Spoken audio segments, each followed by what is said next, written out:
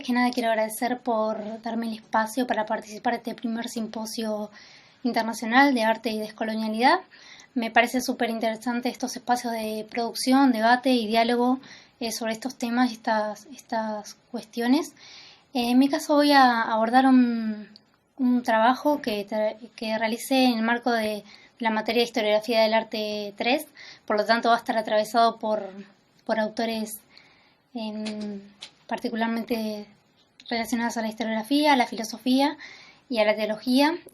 Como podrán ver, mi título involucra la iconografía mariana latinoamericana, atravesando también tres ejes fundamentales teóricos que luego van a desarrollar toda la parte iconográfica, iconológica de la Virgen de Guadalupe, patrona de México, América y Filipinas.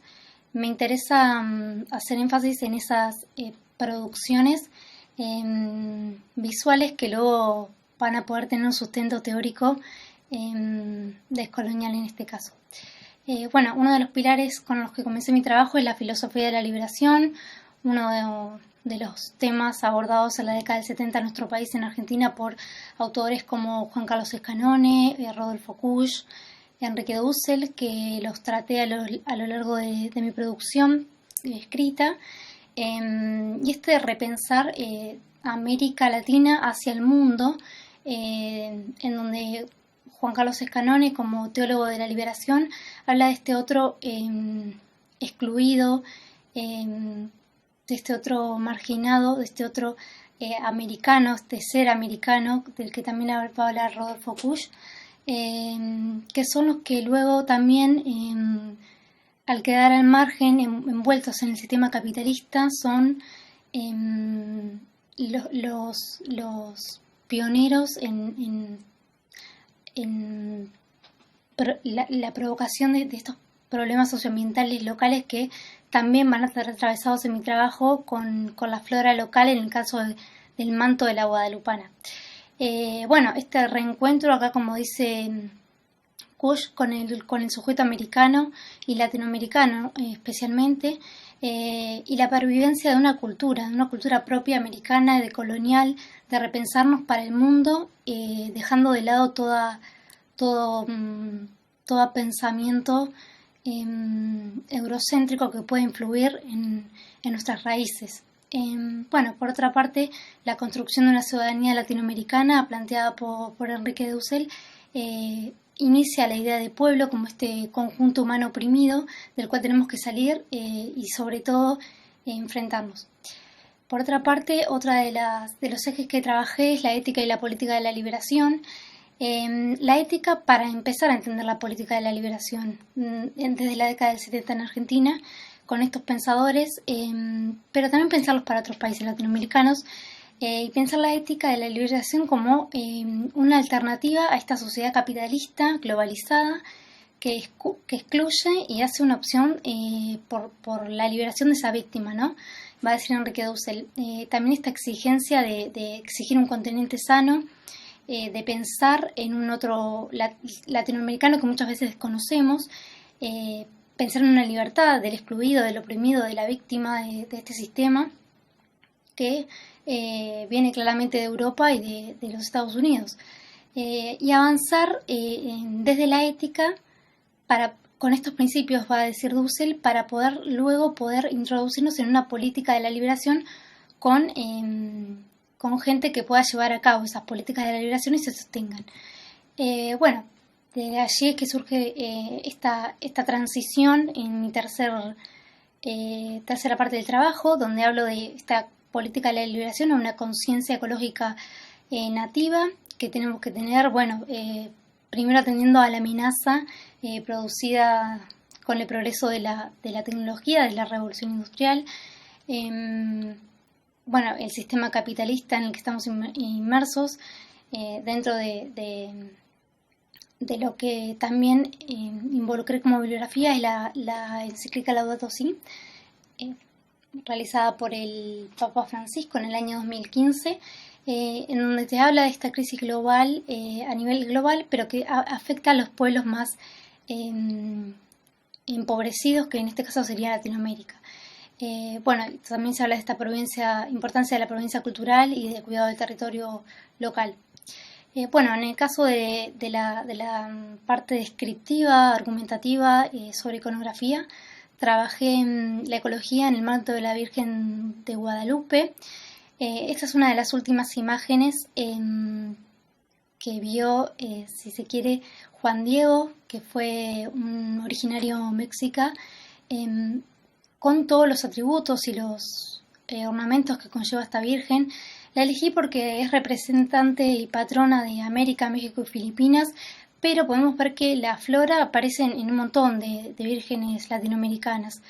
Me parece que la flor de Nahui Olin representa también parte de la cultura azteca y mexica que se hibrida entre la religiosidad contemporánea de México, las costumbres o raíces prehispánicas, ¿no? Con esta pervivencia de la flora local en todas las patronas latinoamericanas. Ya la vamos a ver, por ejemplo, en la de nuestro país, como la Virgen de Luján. Bueno, el icono, en este caso, la flor de Nahui Olin, que representa, se llama, el significado son 4 movimientos y representa distintas cuestiones, hasta incluso astronómicas, que se pueden observar en las constelaciones que estaban el día que, en el 1531, que Juan Diego encuentra la última imagen, la cuarta y última imagen de la aparición de la Virgen. Por tanto, tiene toda una cuestión astronómica y calendárica que provienen de nuestros ancestros.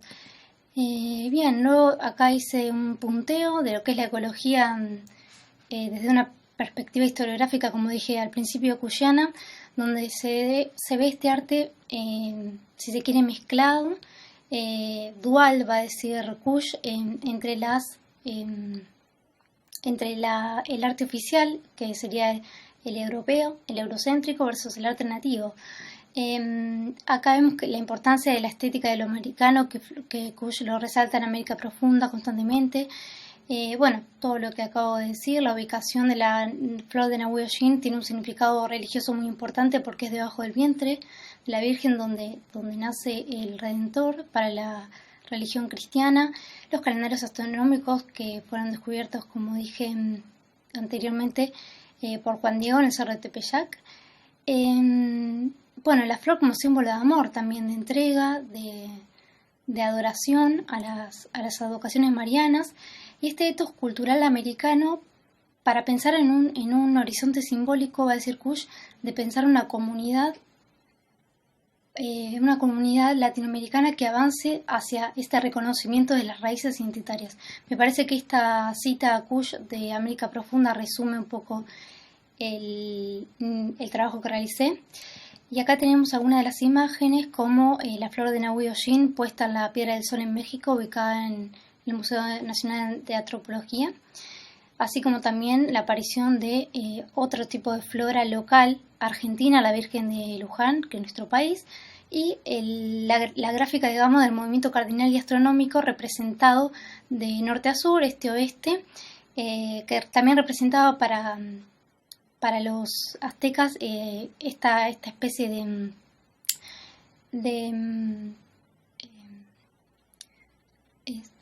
movimiento de estaciones, como los equinoccios y los solsticios.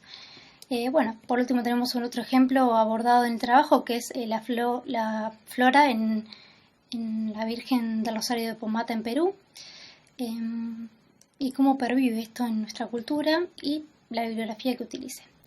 Bueno, me interesa sobre todo destacar que con 3 autores de la filosofía de la liberación, como Scanone, Dussel y Kush, pude condensar un montón de información que abordan temáticas importantes como es la de colonialidad en el proceso artístico y también en la cultura latinoamericana, y sobre todo en la Virgen de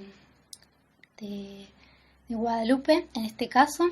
Y creo que todavía hay mucho para investigar sobre las advocaciones marianas y el culto nativo, tanto religioso como identitario, para recrear estas nuevas imágenes que tienen mucho simbolismo detrás. Así que agradezco y bueno, Un saludo grande.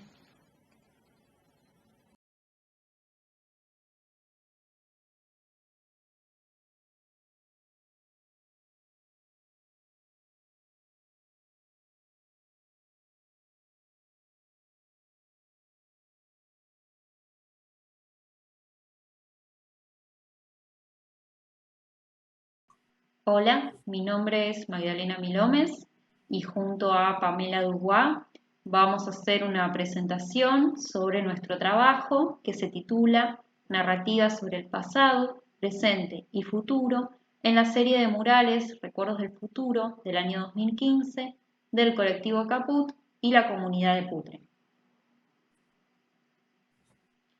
Como objetivos del trabajo, en primer lugar, vamos a reflexionar sobre la relación entre los conceptos de colonialidad, territorio, políticas públicas de memoria y práctica artística a través del análisis de la experiencia Recuerdos del Futuro del año 2015 del colectivo Caput y la comunidad de Putre.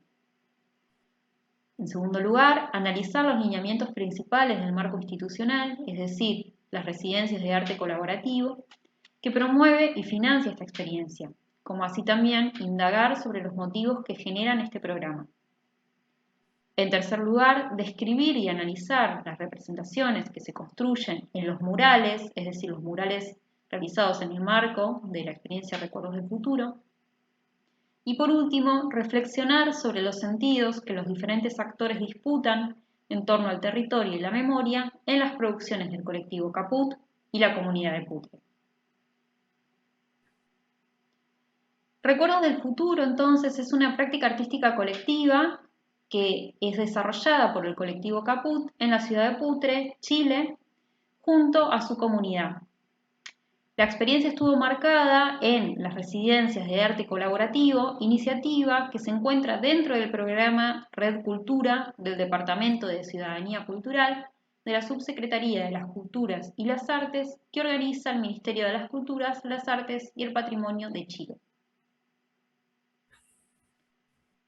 La experiencia entonces consistió en la realización de murales que se configuraron como espacios que exceden el plano y se constituyeron como puntos de encuentro con el objetivo de afianzar los vínculos entre los habitantes de Putre, de quienes se esperaba que se apropien y hagan uso de los murales como escenarios para diferentes actividades culturales. A su vez, los murales producidos en el marco de la experiencia fueron 3. Uno ubicado en el centro de la ciudad, otro emplazado en el Liceo Granaderos de Putre y otro en la radio Parinacota. Para su realización se convocaron a los estudiantes del liceo, quienes diseñaron los bocetos y además los pintaron en los muros.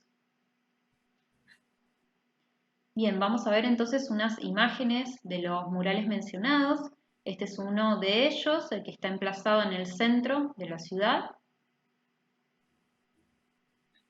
Este es el segundo de los murales, emplazado entonces en el colegio con el que trabajaron, Liceo Granaderos de Putre. Y este es el tercer mural que está emplazado en la fachada de la radio de la ciudad, la radio Parinacota. En estas imágenes se representan algunas figuras humanas y el paisaje de la ciudad, con su fauna, su vegetación, ríos, cerros y volcanes.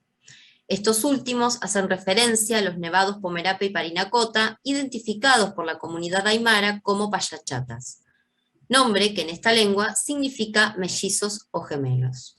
Los volcanes aparecen personificados en uno de los murales, haciendo alusión a la leyenda de los payachatas. La elección de lo que en estos murales se representa estuvo a cargo de los estudiantes del colegio, quienes, según el colectivo, plasmaron leyendas y narrativas que les eran transmitidas por sus abuelos y abuelas. El papel de los artistas se limitó, en este caso, a la organización y orientación en términos compositivos. Aquí consideramos nos parecía importante ubicar una cita que está extraída de la página web de las residencias de arte colaborativo. Allí se plantea que, como dispositivo generativo dentro de este programa, constituyen el sistema base que busca promover la participación de la ciudadanía respecto a su propia realidad y desarrollo cultural. Estos procesos entienden el arte como producción de conocimiento colectivo y funcionan como un revelador de la producción cultural propia de las comunidades mediante las prácticas colaborativas desde el arte y su investigación como apuesta metodológica. Buscan que exista un intercambio horizontal e inclusivo de saberes respecto de quienes participan del proceso colectivo a partir del diálogo cotidiano, del trabajo de roles y negociaciones sobre proyectos, ideas y temáticas entre artistas y los diversos agentes locales de las comunidades específicas donde se realizan, pudiendo generar reflexiones críticas necesarias respecto a las realidades que se viven, a los modos de producción, memoria y reproducciones culturales hoy para un abordaje común que le haga sentido a la comunidad y que tenga sostenibilidad en el tiempo. En relación a los murales, nosotras observamos que el paisaje es representado a partir de aquellos componentes que sus habitantes consideran más significativos y representativos de ese territorio. Este aspecto nos conduce a situar la mirada y a problematizar e historizar ese territorio que estuvo y está en disputa. Es importante tener en cuenta no solo que a comienzos del siglo XX el área de Arica fue parte de un proceso de chilenización que apuntó a fortalecer el sentimiento de nacionalidad y patriotismo en la entonces recientemente conformada frontera norte de Chile, sino que también esta región se encuentra en la actualidad y desde épocas coloniales protagonizando el avance del extractivismo minero. Para finalizar, proponemos como hipótesis de trabajo que, partiendo de la premisa de que el Estado posee un rol privilegiado en la construcción y transmisión de historias y memorias a través de las políticas que implementa, sostenemos que el programa de residencias de arte colaborativo del Ministerio de las Culturas, las Artes y el Patrimonio de Chile responde a esta lógica. En este sentido, destacamos que es precisamente bajo este marco institucional y estatal que se promueven y financian experiencias como las que concreta y materializa el colectivo Caput en la localidad de Putre. No obstante, si se considera el contexto histórico mencionado, creemos significativa la propuesta del colectivo artístico en tanto establece vínculos con los habitantes de Putre para elaborar, disputar y ubicar en la esfera pública narrativas sobre el pasado, presente y futuro. Bien, hasta aquí llega nuestra presentación. Les agradecemos la atención. Muchas gracias.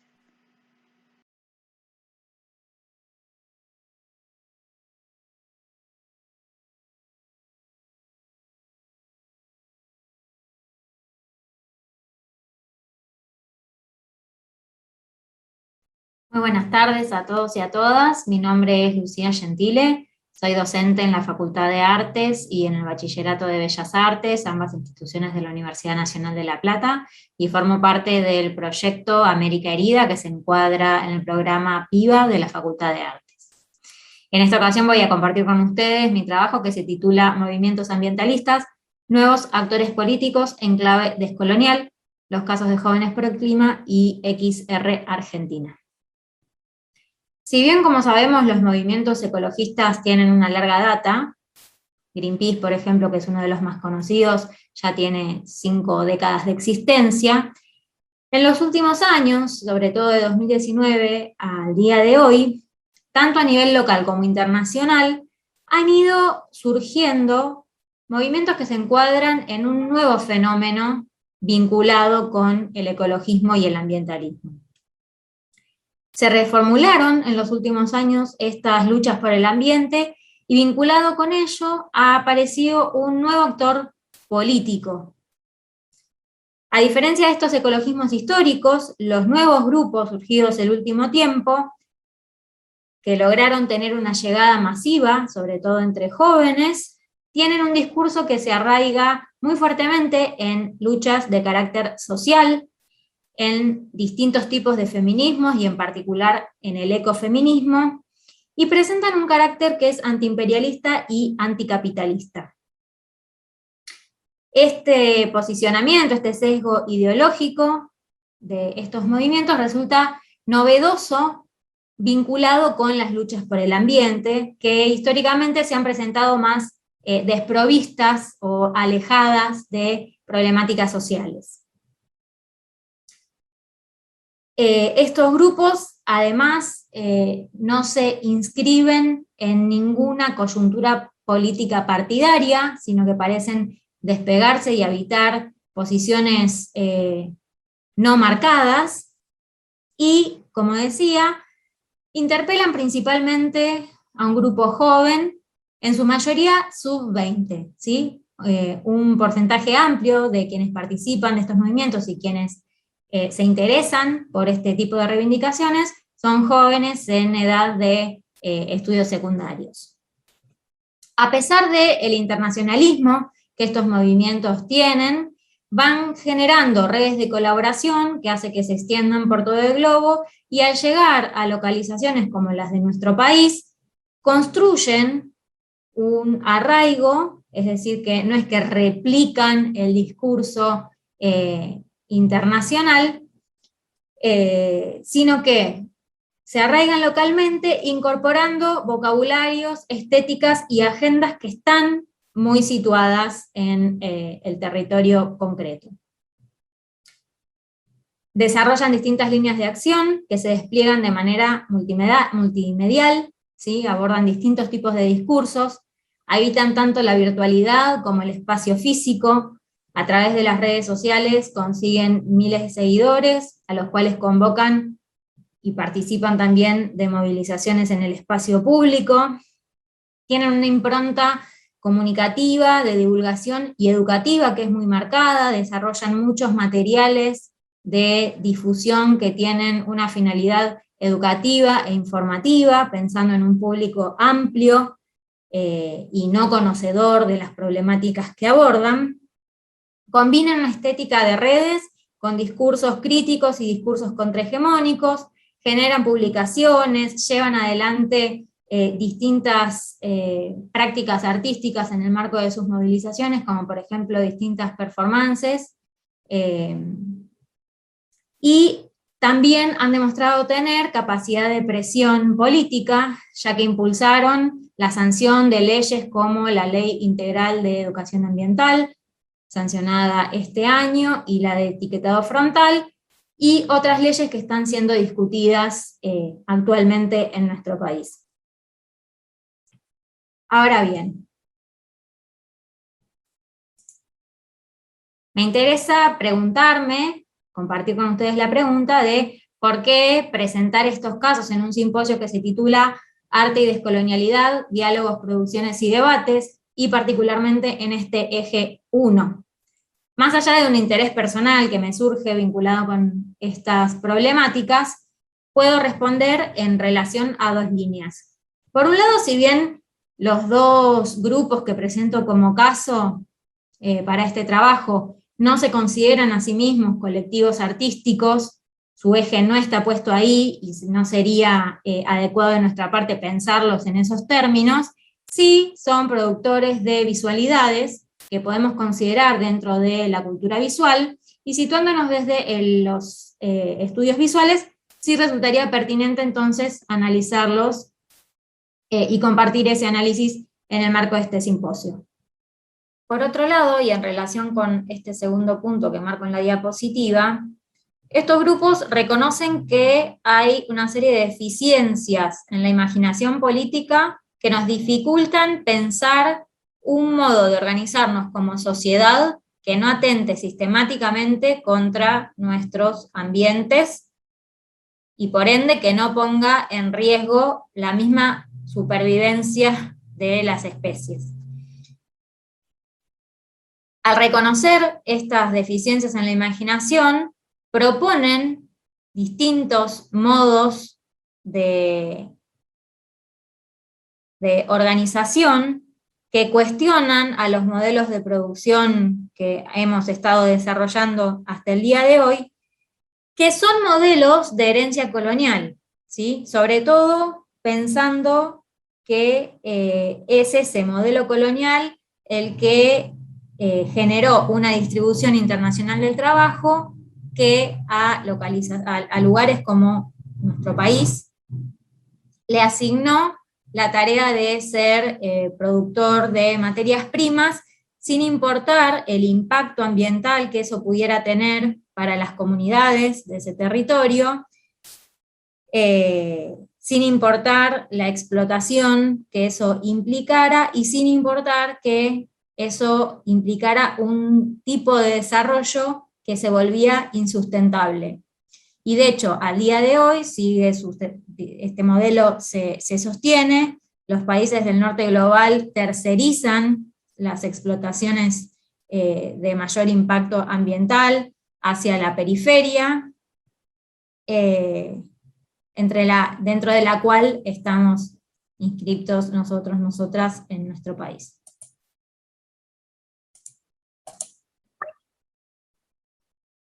Ahora bien, muy brevemente voy a mencionar algunas cuestiones vinculadas con cada uno de estos dos grupos, Jóvenes por el Clima y XR Argentina. Por un lado, Jóvenes por el Clima es una agrupación que surge en nuestro país en 2019 y que se basa en el movimiento Fridays for Future, que surgió en 2018 y el cual encabezó Greta Thunberg. Fridays for Future tiene a su vez una representación en nuestro país, y de esta dependencia de Fridays for Future en Argentina es que surge Jóvenes por el Clima, se desprende justamente ante el registro de que hay problemáticas puntuales que tienen que ver con nuestra localización geopolítica que ameritan un tratamiento particular, ¿sí? Que no es lo mismo militar por el ambiente en el norte global que en nuestro territorio. Así es que surge Jóvenes por el Clima, que usa como una de sus principales redes de difusión Instagram, acá estamos viendo su perfil. No ha tenido una fuerte impronta artística, sí desarrolla una visualidad, pero vinculada con la comunicación y con la divulgación. Últimamente sí ha empezado a generar algunas producciones en colaboración con UNICEF, que se pueden entender como performance, intervenciones o, bueno, son producciones audiovisuales. Como mencioné, también han hecho publicaciones, y en este caso entonces nos encontramos con que desde el punto de vista de la visualidad no hay una búsqueda artística, podríamos llamarlo, pero sí hay un discurso visual propio, es decir, no replican la estética que lleva adelante la organización madre, digamos, Fridays for Future, sino que establecen su propia estética comunicativa que depende la campaña que estén llevando adelante, va variando. El caso de XR, en un punto es similar, también se basa en una agrupación surgida en el norte global, particularmente en el Reino Unido, que se llama Extinction Rebellion, y en este caso sí nos encontramos con una réplica en términos de estética y de visualidad de aquella agrupación original. En nuestro país la agrupación toma el nombre de Rebelión o Extinción Argentina, y como podemos ver también, no solamente en el sitio web, sino también en las redes, replica la estética y las decisiones visuales que toma la agrupación surgida en el Reino Unido. En este caso sí nos encontramos con un mayor desarrollo de la visualidad, también ligado a cada campaña presenta una estética diferente, y de hecho, dentro de la organicidad de la agrupación, del movimiento, hay un ala denominada artivismo que apunta particularmente al desarrollo de producciones artísticas, no solamente visuales, también llevan adelante, por ejemplo, performances en las distintas manifestaciones, es decir, que hay una búsqueda de lo artístico como herramienta de difusión de su agenda militante. Bien, para concluir esta breve presentación, recapitulamos un poco, podemos notar que los dos casos analizados presentan características en común, sobre todo desde el planteo conceptual más amplio, que los dos desarrollan determinados tipos de visualidades que se presentan diferentes. En un caso tiene una impronta más comunicativa, en el otro hay una mayor búsqueda estética que roza lo artístico en algunos casos.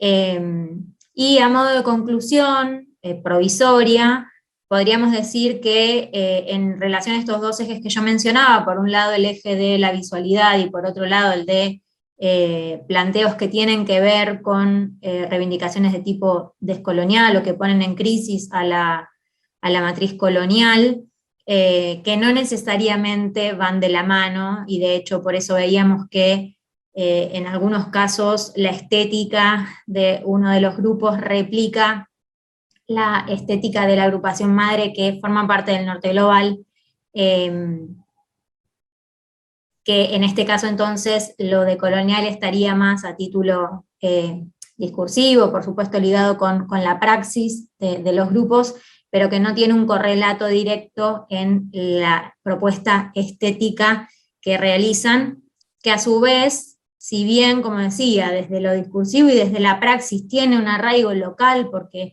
se embebe realmente de las agendas locales, tiene una fuerte impronta urbana, ¿sí? Estas agrupaciones se desarrollan principalmente en las grandes ciudades de nuestro país, y a su vez un diálogo con lo internacional que a su vez le permite tener una difusión y una llegada amplia. Esto ha sido todo, les agradezco mucho y seguimos escuchando el resto de las presentaciones. Muchas gracias.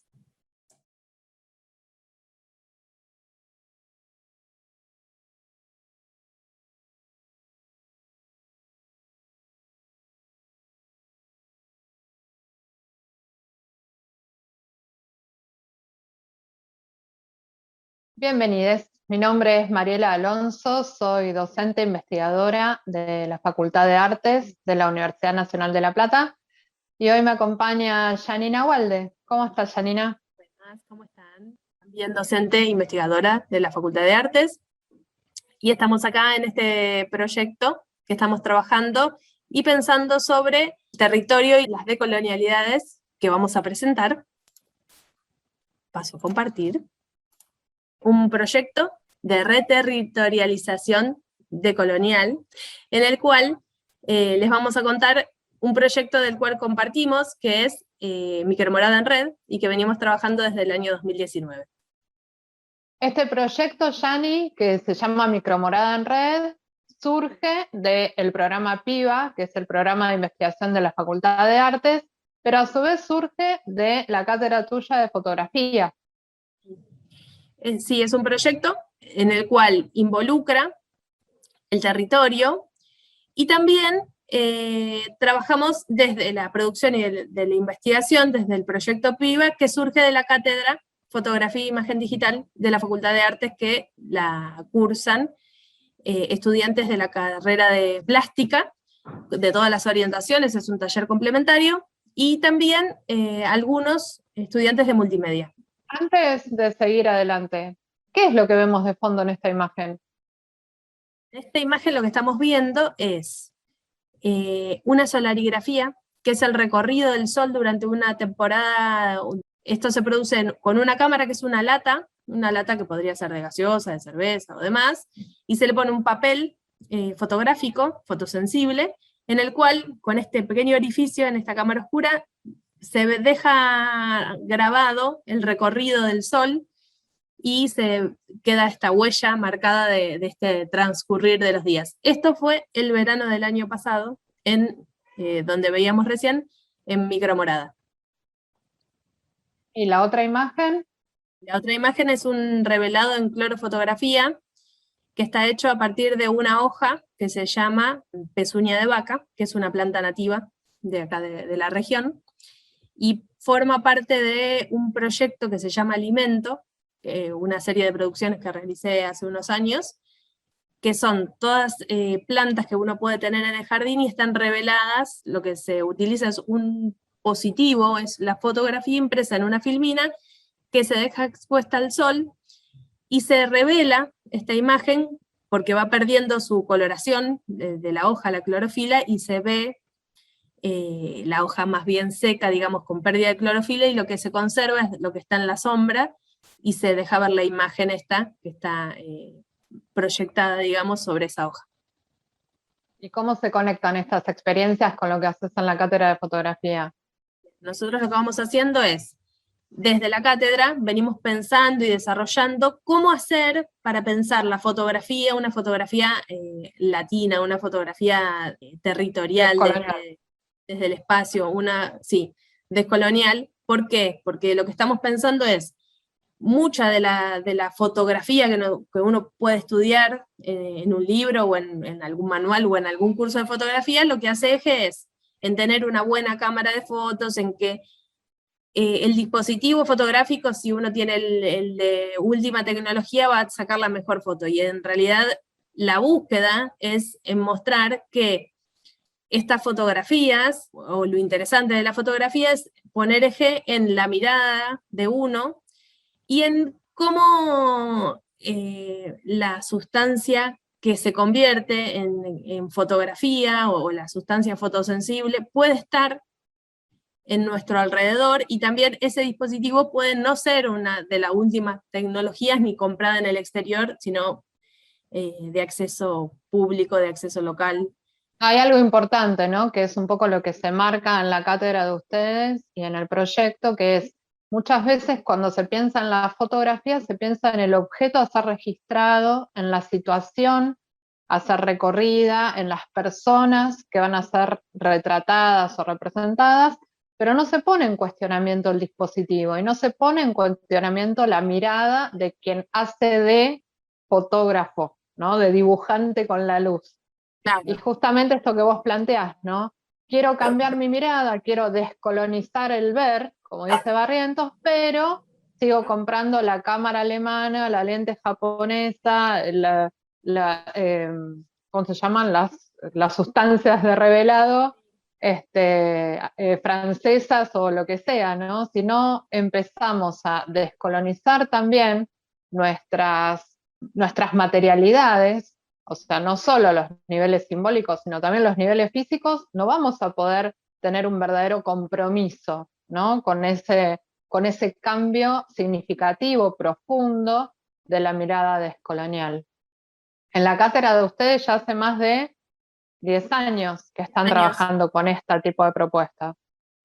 Sí, y acá, en esta imagen que estamos viendo, en las primeras clases lo que hacemos es crear una cámara oscura para entender que en sí mismo cada aparato fotográfico, después usamos el celular y después usamos la tecnología que tenemos a mano, pero la imagen se puede producir en una caja de cartón. O sea, nosotros con una lupa y una caja de cartón podemos ver una imagen como si fuera adentro de una cámara fotográfica, que podría ser claramente el mismo efecto, la misma situación óptica y física que pasa en el celular en un tamaño mínimo, pero es exactamente lo mismo que pasa, y lo estamos armando con una caja de cartón que encontramos en el supermercado o en una caja de zapatos. Esa es un poco la búsqueda.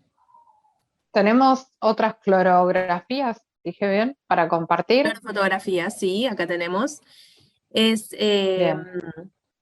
esta que está acá, que es un poco más grande, la de la izquierda, está hecha con una planta que se llama malvadisco, que también es nativa, y la otra, la que está arriba de la mano, es con un hibiscus, y después tenemos una de hiedra. También bien, buscando un poco esto de lo nativo en las plantas. De lo local.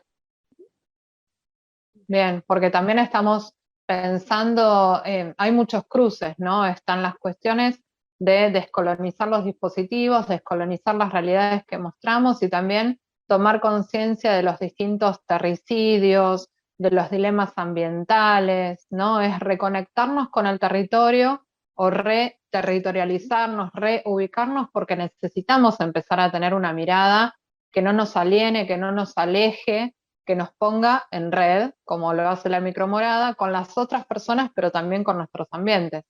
En la diapositiva siguiente tenés una pregunta, ¿no? ¿Cuál es el inicio de esta ruta? ¿Por dónde se empieza? Y en parte este inicio es por dónde, digamos, porque bueno, el aparato lo podemos emular con esta caja. Ahora, ¿cómo hacemos para lograr sanear el químico, el haluro de plata que tiene la parte química de esta fotografía? Encontramos en las plantas esta situación fotosensible, encontramos en productos, en raíces, en diferentes elementos que se puede hacer de esto una imagen, construir una imagen más decolonializada. Por eso, ahí en la próxima imagen tenemos también un taller que se dictó en Micromorada. ¿Qué es Micromorada? Para la gente que no lo conoce. Sí, Micromorada es una estación de producción colectiva en la cual se puede visitar, se puede ir a trabajar ahí, se puede ir más que nada, a estar en el territorio y poder entender y poder producir desde este lugar, desde un lugar en contacto con el otro, entendiendo y buscando desde la misma tierra. A mí me parece que como el espacio o el lugar donde mejor se podría entender esta lógica de Micromorada es pensar que haciendo 2 paladas en el piso podemos agarrar arcilla y esa arcilla podemos armar una producción. Una pieza cerámica, una escultura, claro, un modelado. Sí. ¿Dónde está Micromorada físicamente? Micromorada, además de estar en la red. Además de la red, está en el barrio Arcoiris en Punta Lara, es un barrio agroecológico que está cerca de, o sea, es en Punta Lara, está entre la autopista y el río, y sigue por el arroyo. En el partido de Ensenada, en la provincia de Buenos Aires. Está a la orilla de uno de los brazos del Río de la Plata, que es el arroyo Miguelín. Ahí lo atraviesa el territorio, y bueno, y esto de que es un barrio agroecológico también acompaña porque hay un proyecto de extensión ligado a la forestación barrial de este espacio, del cual formamos parte también, y se busca un poco esto, el cuidado del medio ambiente desde el barrio. O sea, si bien es un proyecto cultural, desde el barrio hay una intención de que es del cuidado del ambiente.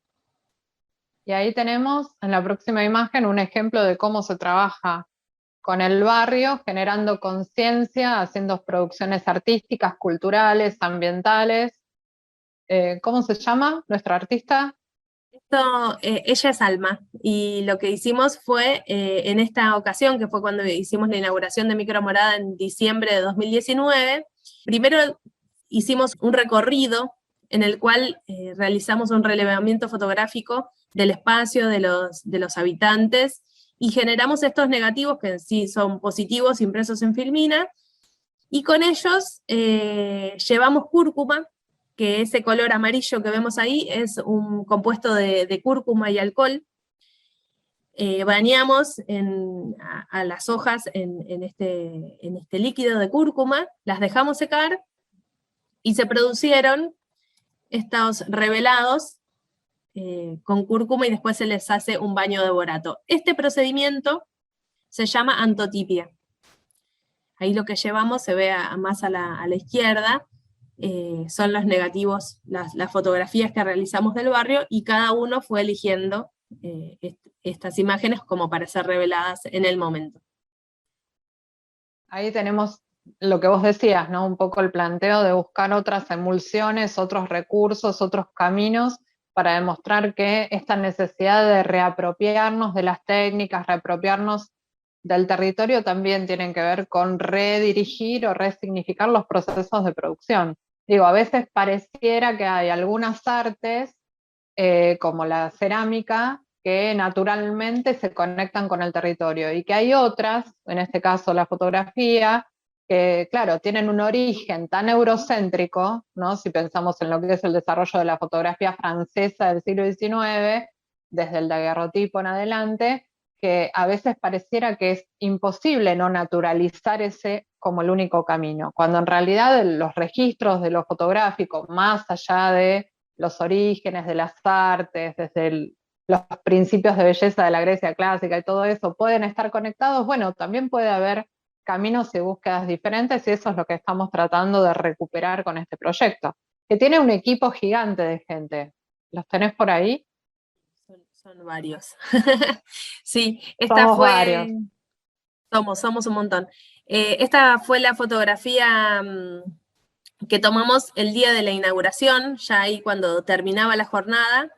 Pero bueno, está el equipo de fotografía, hay vecinos, y parte de estos vecinos también son quienes estuvieron cantando, hicieron un show también como parte de la inauguración, además del brindis y de toda la celebración y de los revelados, hacen rap con temáticas también que están hablando del barrio y hablaban de situaciones actuales de la sociedad.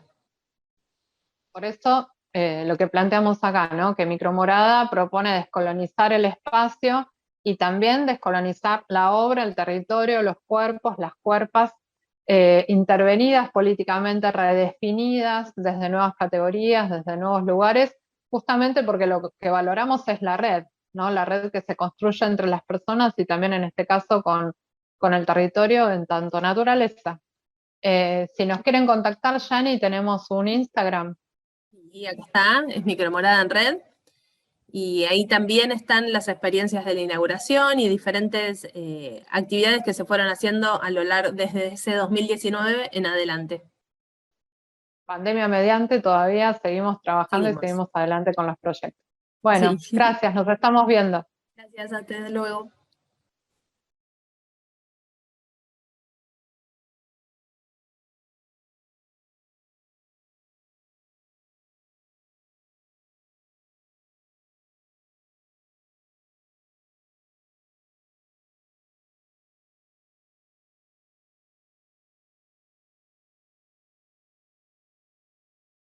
Hola, mi nombre es Gerardo Sánchez, soy docente de la Cátedra Producción de Textos A, espacio curricular que da origen al proyecto que convoca a este simposio para pensar y discutir en torno a la colonialidad. En mi caso me interesa compartir con ustedes algunas reflexiones en torno a la perspectiva decolonial y la educación artística. En primera instancia quiero expresar mi alegría por participar del encuentro y ver una convocatoria tan nutrida que da cuenta de la vigencia de estas problemáticas que para mí tienen que ver con el orden del mundo, la definición de esquemas de pensamiento y de mandatos que se engloban en este concepto de matriz colonial. Me parece muy enriquecedor la posibilidad de compartir estas distintas iniciativas de investigación que nos brindan, desde la perspectiva decolonial, nos brinda un punto de vista para poder revisar y visibilizar preceptos, valores, esquemas cognitivos que determinan nuestros modos de ser y de estar en el mundo. En esta oportunidad quiero compartir con ustedes algunas líneas de trabajo que llevamos adelante en el marco de este proyecto. Una de ellas es la que tuve oportunidad de llevar a cabo junto con la licenciada Angie Ruiz como director de su tesis de grado de licenciatura en Artes Audiovisuales con orientación Teoría y Crítica. Ella estudia las cualidades del audiovisual en los procesos de construcción de la memoria colectiva a partir de la obra de Marta Rodríguez, que es una realizadora de gran trayectoria y reconocimiento en el documental participativo. Angie elaboró un estudio sobre las cualidades particulares del uso del lenguaje audiovisual que permiten observar y arrojar luz sobre los procesos de organización de las comunidades originarias en Colombia, víctimas de un genocidio que se perpetra en la actualidad y que replica de manera dramática la matriz colonial, la racionalidad que tratamos de discutir, de pensar en sus implicancias. Por otra parte, también en el marco de este proyecto venimos llevando adelante una línea de trabajo con el sociólogo y magíster en estudios latinoamericanos Ernesto Erra Castro. Él es docente de la Escuela de Sociología, de la Universidad Nacional de Heredia en Costa Rica. Con él desarrollamos actividades que responden de distintas maneras a los objetivos del proyecto.